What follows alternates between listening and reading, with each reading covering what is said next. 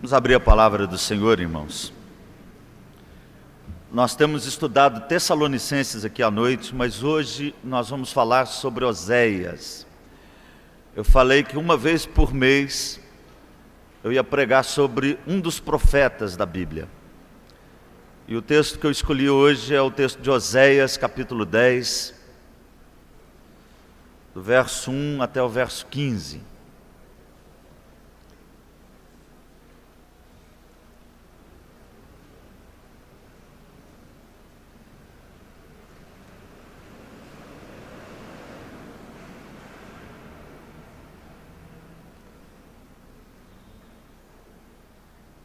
Acharam o livro de Oséias?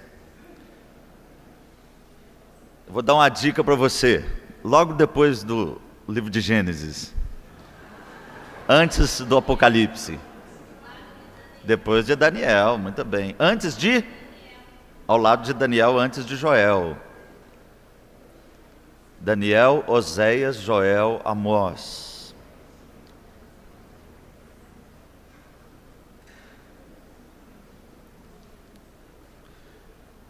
Oséias 10, presta atenção no texto, deixe que a palavra do Senhor fale com você nessa noite. Diz assim: Israel é vide luxuriante, que dá fruto, segundo a abundância do seu fruto, assim multiplicou os altares. Quando melhora a terra, tanto mais belas colunas fizeram. O seu coração é falso, por isso serão culpados. O Senhor quebrará os seus altares e deitará abaixo as colunas. Agora, pois, dirão eles: não temos rei, porque não tememos ao Senhor. E o rei, que faria por nós?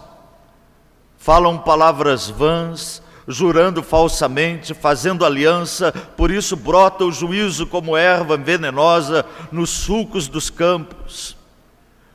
Os moradores de Samaria serão atemorizados por causa do bezerro de Bet-Aven.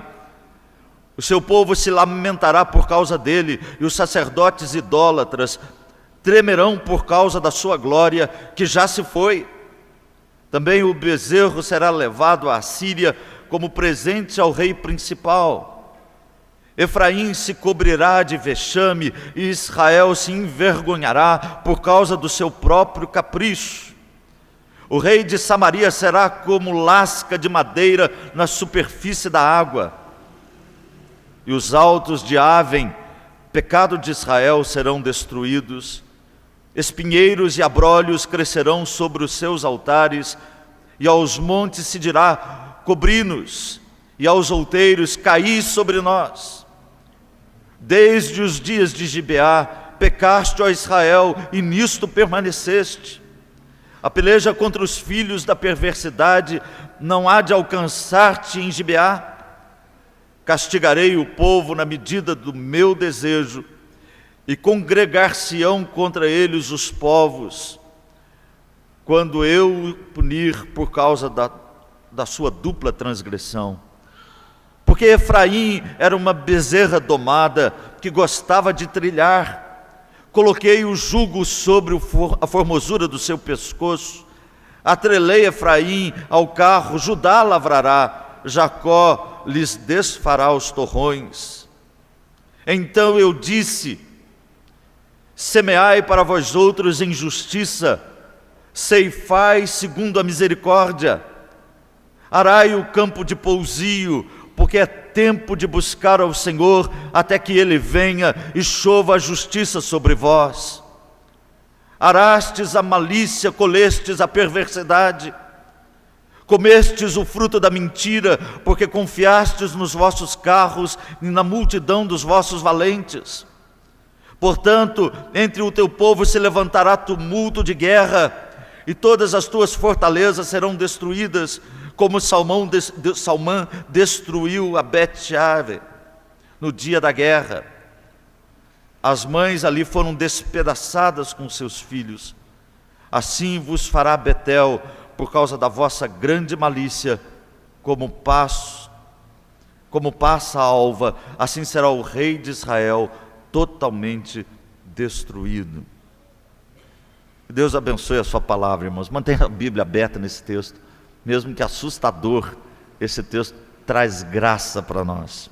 E você vai perceber isso nessa noite. Vamos ouvir o coral nesse momento.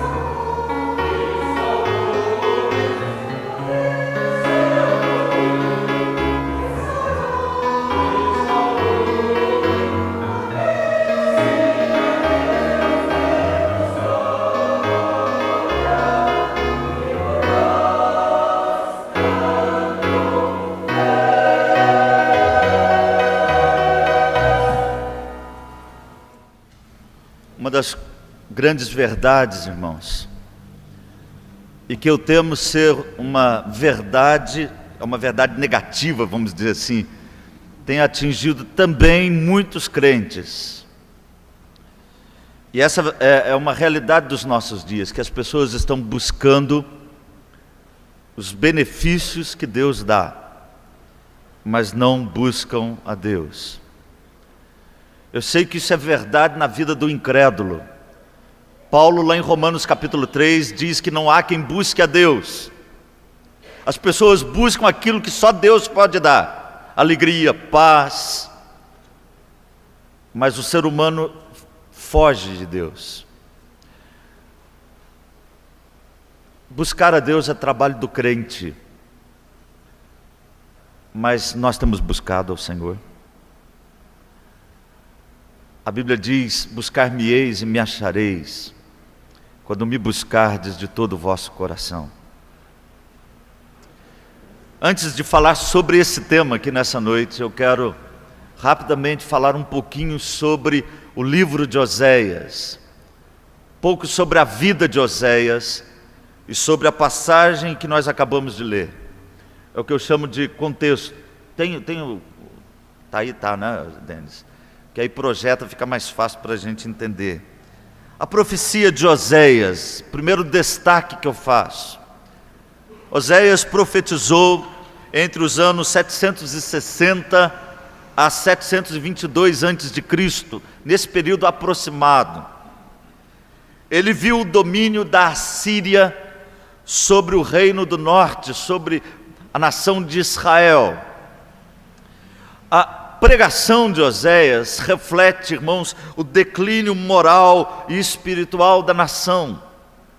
Israel estava moralmente arruinada, espiritualmente falida como nação, aquela que foi chamada para ser a nação de Deus, o povo de Deus.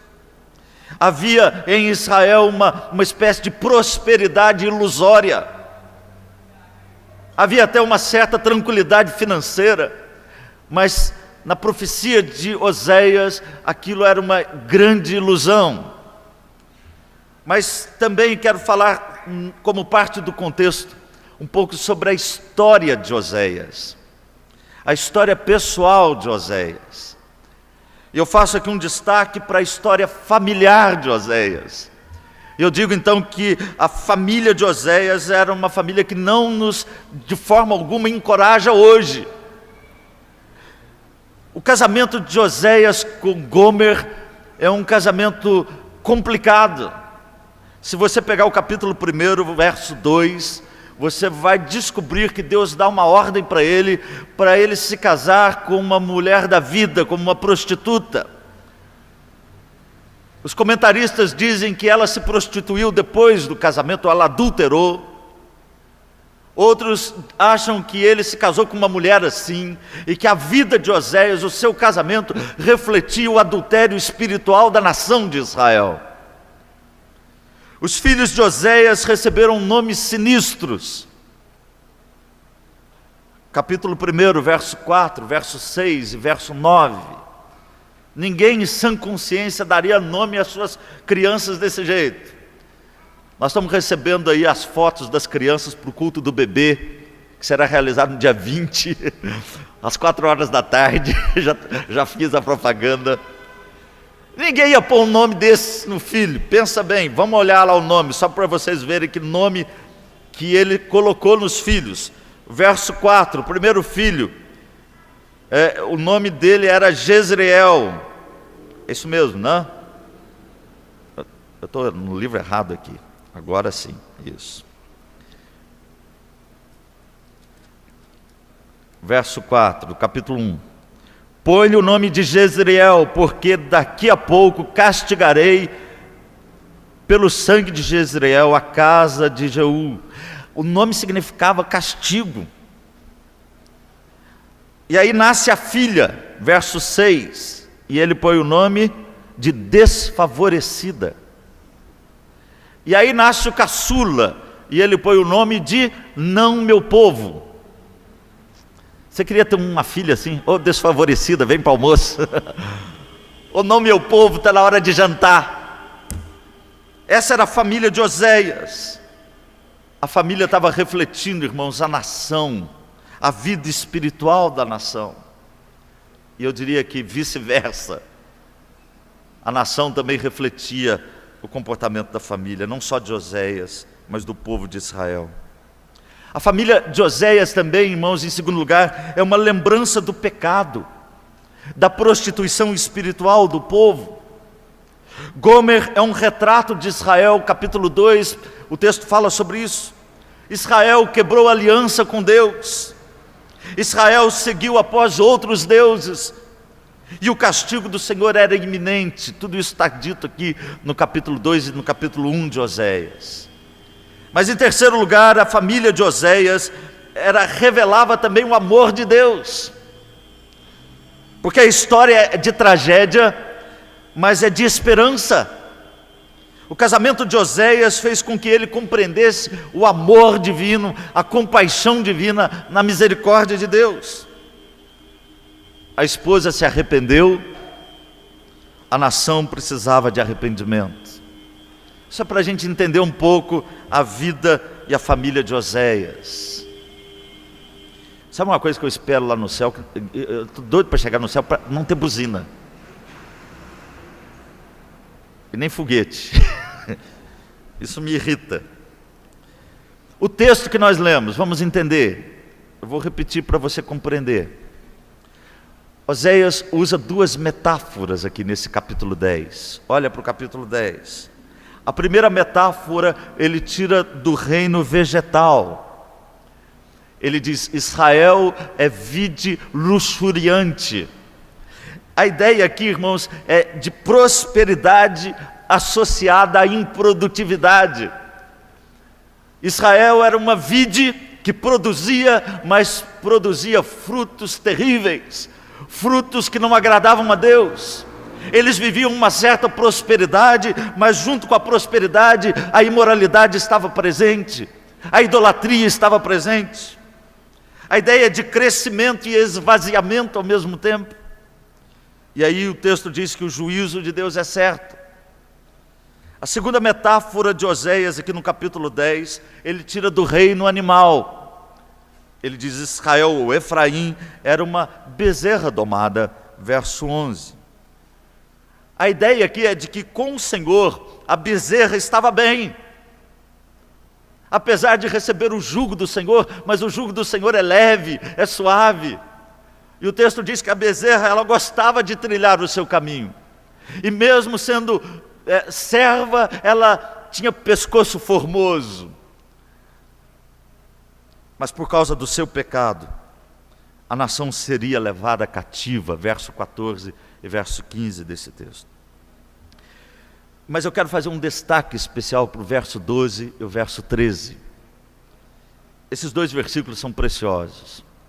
No verso 12, o texto diz assim: Então eu disse: semeai para vós outros em justiça, ceifai segundo a misericórdia, arai o campo de pousio, porque é tempo de buscar ao Senhor, até que Ele venha e chova justiça sobre vós. Olha aqui a mensagem maravilhosa que Oséias tem. O texto retrata aqui, irmãos, a condição do povo. Eles escolheram a perversidade porque eles araram a malícia, verso 13. Comeram o fruto da mentira porque confiaram nas pessoas erradas. E aí o texto aponta a solução. Qual é a solução? É tempo de buscar ao Senhor. Oséias podia ser um profeta da nossa pátria, dos nossos dias, do Brasil do nosso tempo, irmãos. Porque gozamos hoje de uma certa prosperidade, uma certa tranquilidade financeira. Temos tido espaço muitas vezes até para a nossa religiosidade. Mas junto com essa liberdade religiosa e com essa prosperidade material, tem crescido a idolatria, tem crescido a promiscuidade, tem crescido o abandono às leis de Deus, tem crescido o distúrbio e a bagunça na família. Isso tudo tem atingido a igreja de forma avassaladora, terrível. E por isso é preciso dizer com toda a força: é tempo de buscar ao Senhor. E esse é o nosso tema nessa noite. É tempo de buscar ao Senhor. Qual o objetivo? Em primeiro lugar, denunciar a falsa mensagem que cura superficialmente as feridas. Em segundo lugar, aceitar as implicações do nosso compromisso radical com o nosso Senhor. É tempo de buscar ao Senhor. Em primeiro lugar, eu quero dar algumas razões à luz do texto e à luz da nossa época para nós buscarmos ao Senhor, para sabermos que hoje é o tempo de buscar ao Senhor. E a primeira razão que eu dou, irmãos, é porque só o Senhor pode quebrar os nossos ídolos. Olha o que diz o verso 2 do capítulo 10 que nós lemos. O seu coração, se referindo a Israel, é falso, por isso serão culpados. O Senhor quebrará os seus altares e deitará abaixo as colunas. Só Deus pode quebrar os nossos ídolos. E olha que eu coloco aqui, nossos. Os ídolos que cortejam nosso coração. Eu não estou falando da idolatria lá fora, que é terrível, que não é justificável de forma alguma, mas eu estou falando dos nossos ídolos. Irmãos, por que nós vivemos tão desesperançados hoje? A quem nós servimos? Por que andamos ansiosos? Por que andamos muitas vezes presos no passado? Por que muitas vezes o medo toma conta de nós? Por que muitas vezes a gente não tem paz no coração? Não tem tempo para a igreja? Não prega o evangelho? Porque nós temos os nossos ídolos. O dinheiro, às vezes as finanças, a compra de coisas materiais, o sexo, a luxúria, a nossa própria vontade, o nosso eu. Qual é a solução para isso? Só Deus pode quebrar as nossas imagens, os nossos ídolos. Eu quero citar esse texto de Mateus capítulo 6, verso 33, mas antes de falar sobre isso, Jesus aponta alguns problemas ali em Mateus capítulo 6. Em primeiro lugar, ele fala a respeito dos 2 tesouros. E Jesus diz assim: não ajuntai para vós outros tesouros na terra, onde a traça e a ferrugem corrói, onde os ladrões escavam e roubam, mas ajuntai para vós outros tesouros no céu, onde nem traça nem ferrugem corrói, onde ladrões não escavam nem roubam, porque onde está o teu tesouro, aí estará também o teu coração. Depois Jesus diz: se os teus olhos forem bons, todo o teu corpo será luminoso. Se os teus olhos forem maus, todo o teu corpo estará em trevas. Caso a luz que em ti há sejam trevas, que grandes trevas serão. E depois Jesus diz: ninguém pode servir a 2 senhores ao mesmo tempo. Não podeis servir a Deus e às riquezas. E aí Jesus diz: portanto, não andeis ansiosos pela vossa vida quanto ao que haveis de comer, e nem pelo vosso corpo quanto ao que haveis de vestir. Olha que interessante, irmãos. Jesus apresenta 2 tesouros, 2 tipos de olhares e 2 deuses. O tesouro no céu, o tesouro na terra, o olhar bom e o olhar mau, o Deus dinheiro e o Senhor. A quem você serve? Onde está o seu tesouro? Onde você coloca os seus olhos? Dependendo dessa resposta, ou da resposta a essa pergunta, você tem motivo para andar ansioso. Qual que é a solução para isso? Mateus 6,33. Buscai, pois, em primeiro lugar, o reino de Deus e a sua justiça, e essas coisas vos serão acrescentadas. Que coisas? Veste, abrigo e pão, aquilo que nós precisamos. Qual é a ordem de prioridade? O que nós precisamos fazer? Buscar o Senhor, buscar a justiça de Deus. E essa é a primeira razão que eu vejo aqui no texto, porque só o Senhor pode quebrar os nossos ídolos. Em segundo lugar, porque só o Senhor pode fazer morrer a nossa hipocrisia.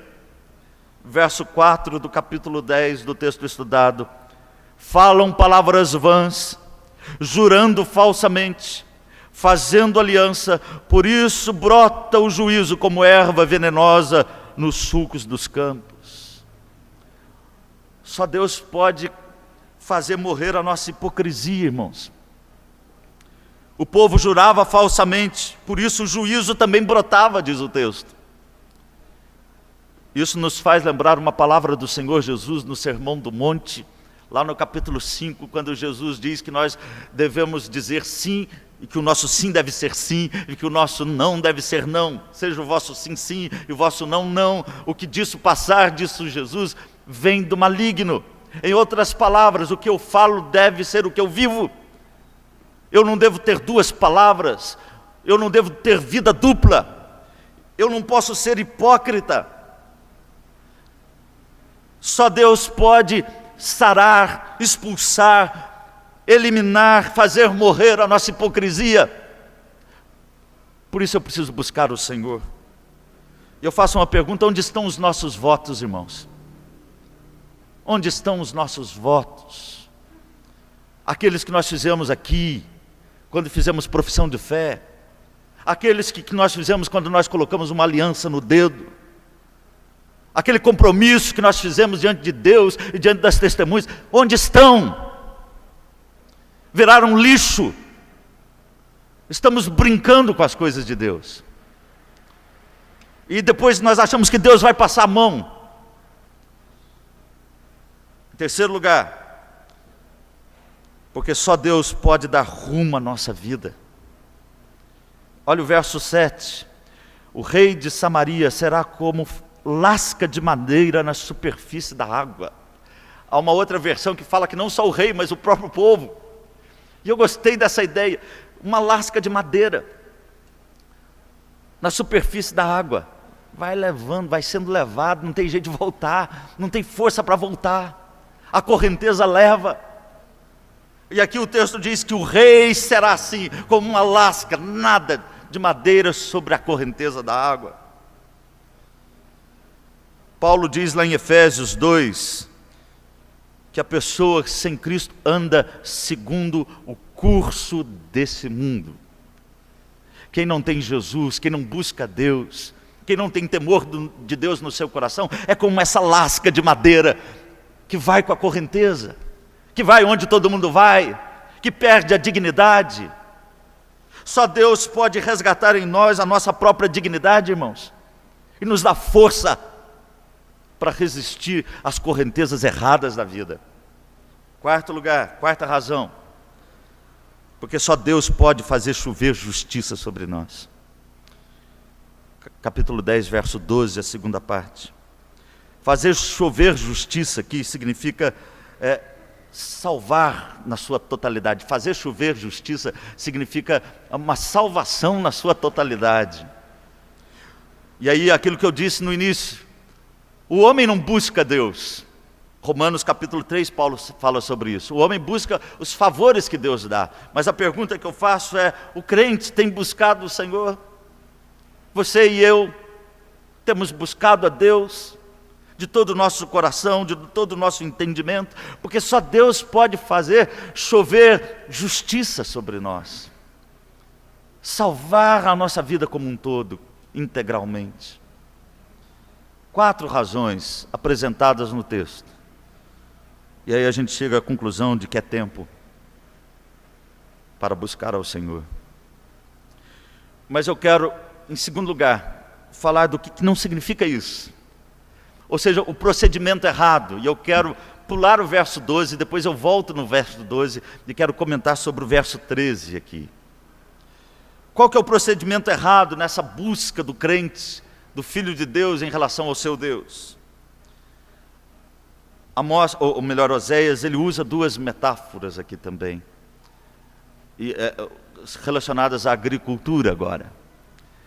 Olha o que ele diz no verso 13, ele diz assim: araste a malícia, colheste a perversidade. Comestes o fruto da mentira, porque confiastes nos vossos carros e na multidão dos vossos valentes. O texto é muito claro para nós. E ele fala aqui em primeiro lugar do arado da malícia. O texto parece indicar aqui, irmãos, uma relação errada com o próximo. Arar a malícia significa um procedimento errado em relação a Deus, mas principalmente em relação ao próximo. Malícia tem a ver com maldade, tem a ver com pensamentos tortos, tem a ver com língua ferina, tem a ver com atitudes egoístas. E aí Oséias diz: vocês araram a malícia, vocês plantaram a malícia, e vocês estão colhendo agora a perversidade. E a palavra perversidade aqui no texto, ela traz ideia de índole. Eu aprendi uma coisa muito séria aqui nesse texto, porque a gente acha que se a gente fizer o mal para alguém, a gente vai receber o mal. Não é assim que a gente pensa muitas vezes? Aqui se faz, aqui se paga. Não é assim que as pessoas falam? Então você fala, se você fizer mal, você vai receber o mal. E aí você fez mal para alguém, você fica com medo. Eu falei mal de fulano de tal. Ah, a Bíblia diz que eu vou receber o mal, então alguém vai falar mal de mim. Não é isso que o texto está dizendo. O texto diz que se você plantar ou arar a malícia, fizer o mal, desejar o mal, falar o mal, sabe o que você vai colher? Você vai se tornar mal. É isso que o texto está dizendo. E quando você se torna mal, você vai se ver com Deus vivo e verdadeiro, que é santo e justo. Arou a malícia, colheu a índole de se tornar perverso. Que coisa terrível. Segundo lugar, ou continuando esse raciocínio, melhor dizendo, se é para buscar ao Senhor, irmãos, precisamos deixar de arar a malícia. É preciso deixar de lado a falsidade, o engano, a maldade. É isso que Oséias está dizendo. O Senhor nos cura dessas coisas, mas nós não podemos buscar o Senhor ao mesmo tempo que buscamos ou amamos aquilo que é errado. Deus não compactua. Não adianta você buscar a Deus se você faz o que é errado. Não adianta você orar, ler a Bíblia, vir à igreja, se a sua vida é uma vida maliciosa, é uma vida perversa. Não adianta, Deus não vai se deixar achar. E aí vem a segunda parte do verso 13, que ele fala a respeito do fruto da mentira. E o texto é impressionante também. O texto diz que eles comeram o fruto da mentira, porque confiaram em si mesmos, nos seus valentes, na força do braço humano. Por isso eles escolheram a mentira, comeram o fruto da mentira, diz o texto. Em outras palavras, irmãos, quando nós buscamos em nós mesmos, ou na força de alguém, o que só podemos achar em Deus, nós colheremos a mentira. Jeremias fala isso também. Eu quero que você olhe para Jeremias capítulo 17, versos 5, 6, 10 e 11. O texto é impressionante. Jeremias 17, versos 5, 6 e 11. No 5, nós lemos assim: assim diz o Senhor, maldito o homem que confia no homem, faz da carne mortal o seu braço, e aparta o seu coração do Senhor. Verso 6, porque será como um arbusto solitário no deserto, e não verá quando vier o bem, antes morará nos lugares secos do deserto, na terra salgada e inabitável. No verso 10, Jeremias diz assim: eu, o Senhor, esquadrinho o coração, eu provo os pensamentos, isso para dar a cada um segundo o seu proceder, segundo o fruto das suas ações. Como a perdiz que choca ovos que não pôs, assim é aquele que ajunta riquezas, mas não retamente, no meio de seus dias as deixará, e no seu fim será insensato. O texto é impressionante.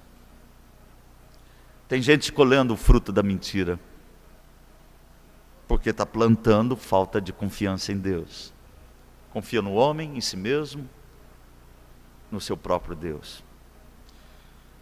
Mas eu quero terminar, irmãos. É tempo de buscar ao Senhor, até que Ele venha. Até que Ele venha. Verso 12. Esse é um texto positivo. E aqui tem um prenúncio daquilo que Oséias vai falar no final do seu livro. E aí ele diz, em primeiro lugar, que nós devemos semear em justiça.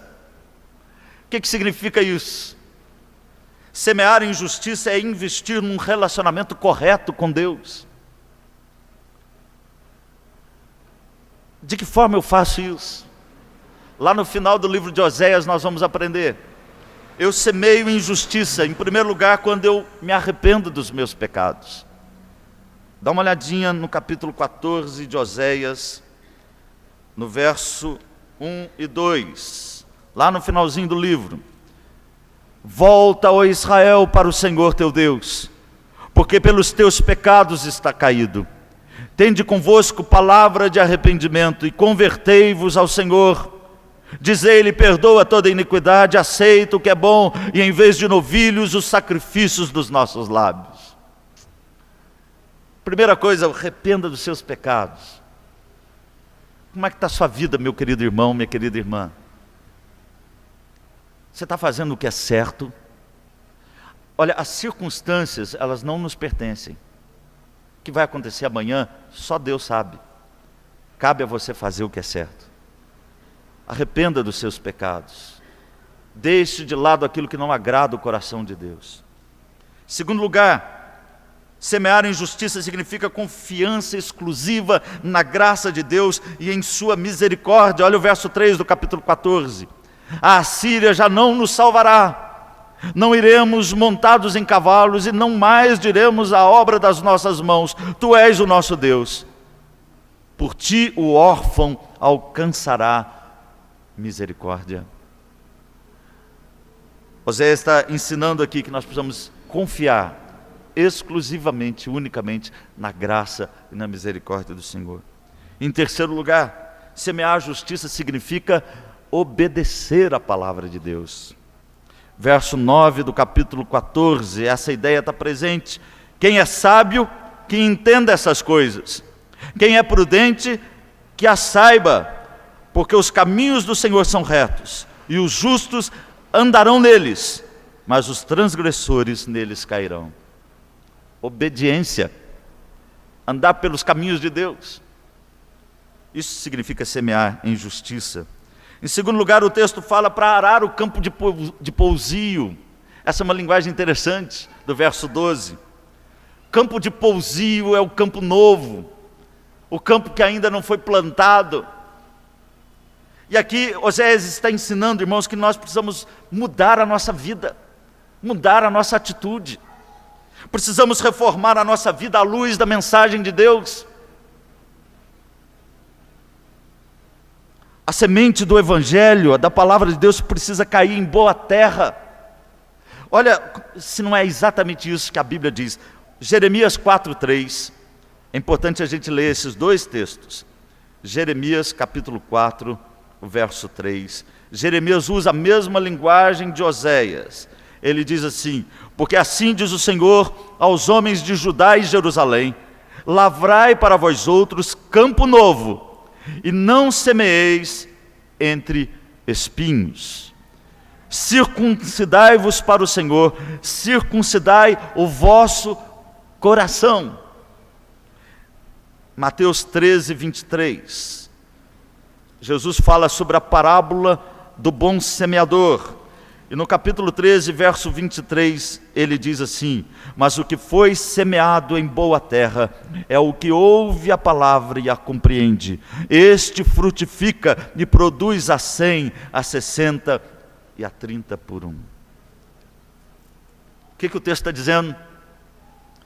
Arar o campo novo significa preparar o coração, não só para receber a palavra de Deus como semente boa, mas viver e frutificar para a glória de Deus.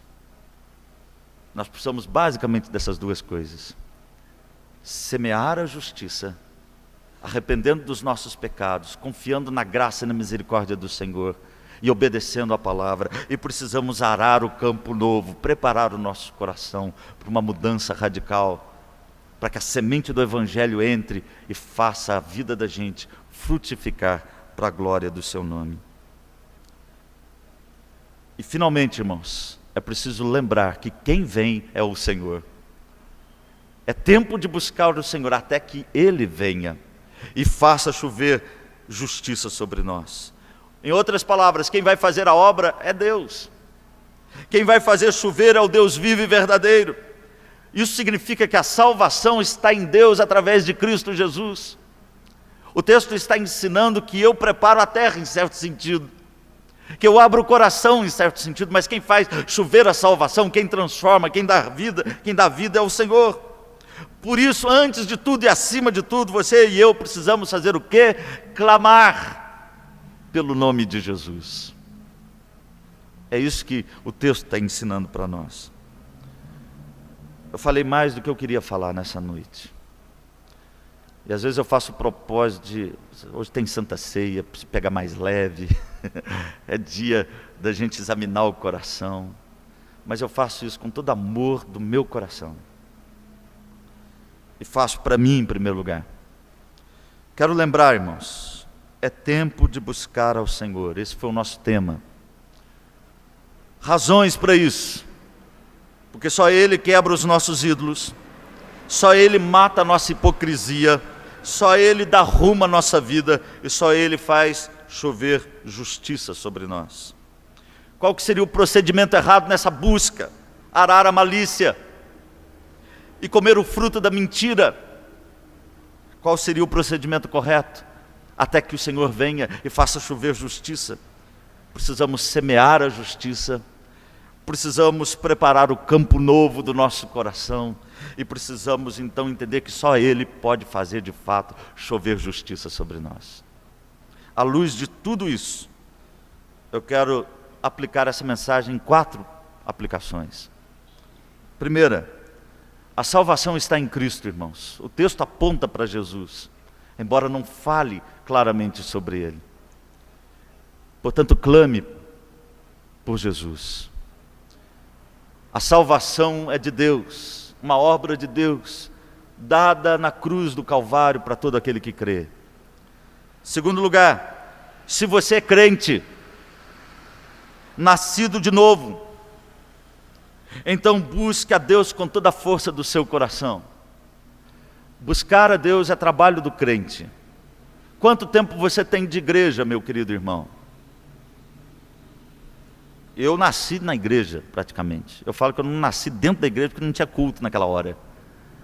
Porque minha mãe era frequentadora assídua da igreja. Fui criado na igreja. Mas Deus teve misericórdia da minha vida. E eu tenho entendido cada vez mais, irmãos, que é preciso buscar o Senhor de todo o coração. Terceiro lugar, pare de preparar o terreno errado. O que você está cultivando lá na horta da sua casa? O que você está cultivando lá no seu quarto? O que você está cultivando no seu escritório de trabalho, na sua sala de aula?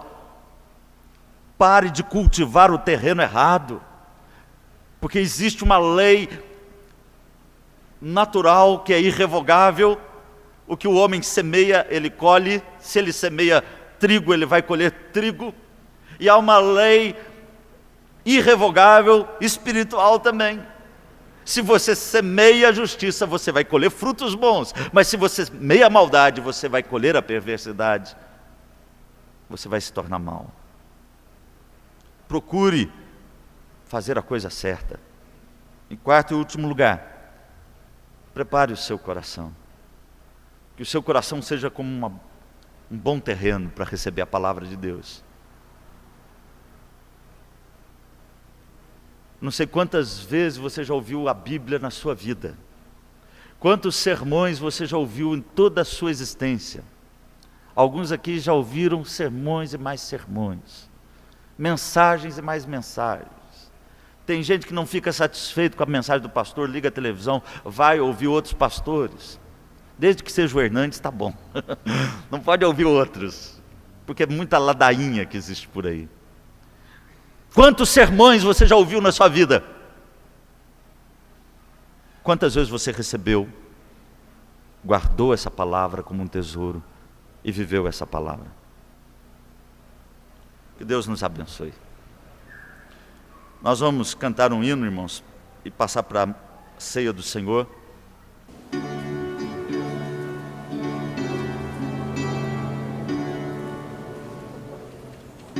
Ó Jesus, ó vera Páscoa, suspirada dos antigos, ó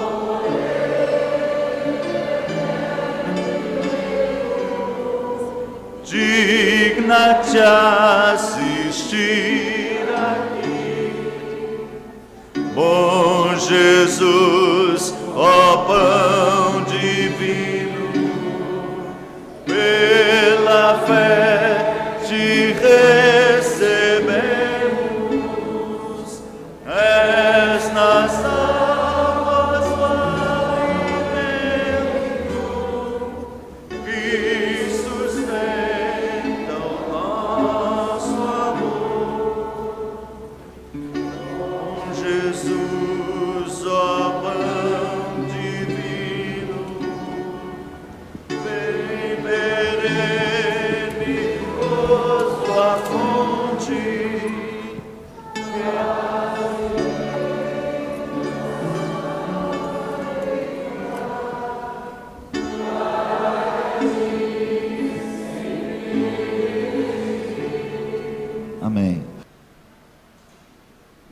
Estamos chegando ao final, irmãos, do nosso culto. Vamos ficar em pé, vamos receber a bênção. Depois de cantar o amém, nós temos rápidos avisos. Por favor, permaneça um pouquinho só, mais 5 minutos, aí você vai para casa, descansar, né? Vamos orar. Pai querido, abençoa a tua igreja, o teu povo, e que nós possamos ser uma igreja que busque ao Senhor, que entenda que é tempo de buscar ao Senhor. Não podemos adiar, não podemos, ó Deus, deixar para outro momento. A vida à nossa volta, a nossa própria condição, nos mostra que precisamos urgentemente buscar ao Senhor.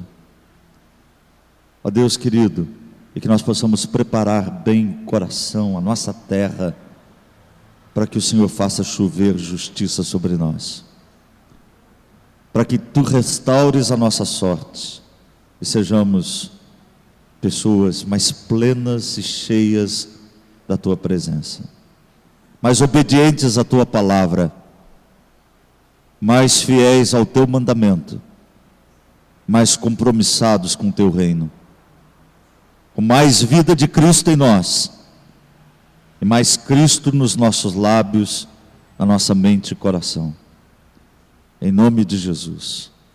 E agora, irmãos, que a graça preciosa de Jesus, o amor de Deus, o nosso eterno e poderoso Pai, e a comunhão do Espírito Santo sejam com todos nós, e com todo o povo de Deus espalhado na face da terra, hoje e para todos sempre. Amém.